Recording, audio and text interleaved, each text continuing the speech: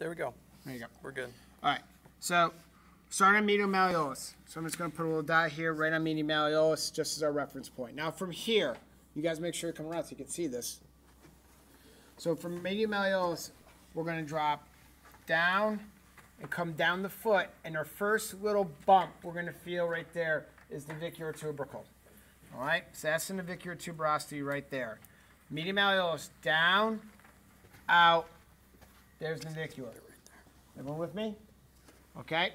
So you can see Katie's going to use the pointer feature, and she's going to highlight the navicular tuberosity way up there. That's where we are. From here, all right, I'm going to start a navicular tuberosity. I'm just going to draw straight across the dorsum of her foot. And that's going to be the back side of our green box. Everyone with me? All right. Now I got to find the top. We're going to come over to the lateral side. And right here, on the outside, you're going to feel a little indentation. That's the base of the fifth metatarsal. All right? So right down where Katie's pointer is. All right?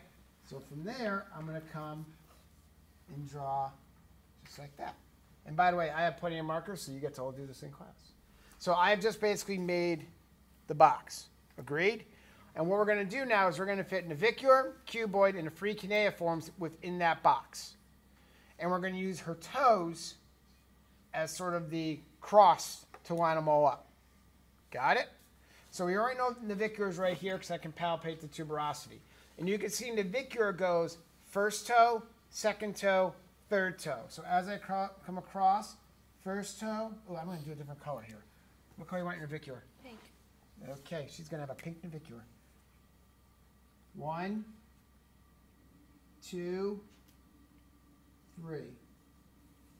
So this is roughly her navicular. Make sense? All right. See, it's the one that's highlighted in blue on the board. Then as we move across the foot, winding up with 4 and 5 is the cuboid. What do you want cuboid to be? Orange. I don't have anything on it. All right. Cuboid and navicular sort of make perpendicular to each other. So this would roughly be cuboid. And you can see cuboid and base of the fifth metatarsal are right there. You can see how cuboid and base of the fifth metatarsal are right there. Everyone agreed? So then what we have to do is you have to fill in this gap. And what are we going to fill them in with? The cuneiforms. We have 3 of them that line up with the toes. Which one? We can't do green. Which one? Red cuneiforms. Oh, well. Oh, no, that's a good too call. close to that. Here we go. No, No, I need brown. There we go. So, 1, 2, 3 cuneiforms. Does that make sense? So all we've done is we made a border with navicular and base of the fifth, and we use our toe to fill it in like a Tetris game. If you guys remember old-fashioned Game Boy. That kind of makes sense? And now we have easy references. So if I say find cuboid, base of the fifth, I'm right there. If I say cuneiform, find navicular, come down here to the first toe, second toe, third toe. So this is how we can find and palpate the midfoot. Notice we're not in metatarsalville. These are metatarsals.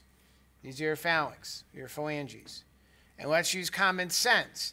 If you guys are making your midfoot that big, that means your metatarsal is now a ½ an inch.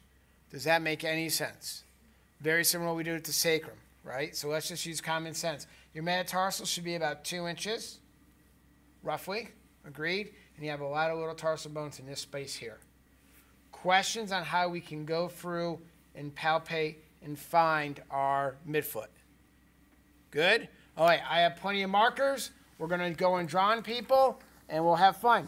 Make sense? For consistency purposes, everybody do the right foot. That way it just makes it easier. So we're doing right feet today. I got brown, green, purple. Pick a marker, and I got more in my bag, so feel free to come and get more. What?